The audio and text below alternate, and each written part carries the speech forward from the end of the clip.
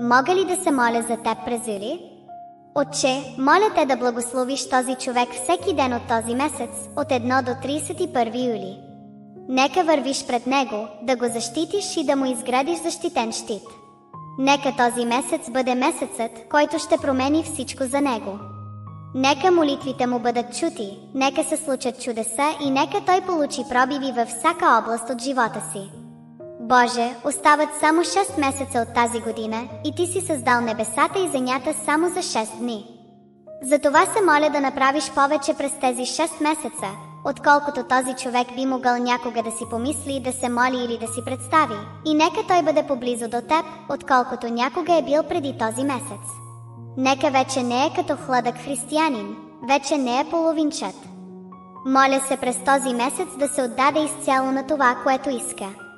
Нека те преследват толкова силно, колкото преследват нещо, което искат, и нека ти им дадеш повече, отколкото им е необходимо. Нека те поставят на първо място и всичко останало си дойде на мястото. Нека поправят отношенията си с теб и нека ти поправиш всичко останало. Нека животът на този човек бъде неоспоримо доказателство за всички около него, че ти си не само истински, но и превъзходен. Знам, че този човек е работил усилено, за да държи всичко заедно, но се моля този месец да те има, за да бдиш над него. Той е работил усилено, за да бъде силен за другите, но се моля този месец да те има, за да бъдеш силен за него. Моля се този юли да не е просто още един месец за този човек, а да погледне назад и да му се възхити.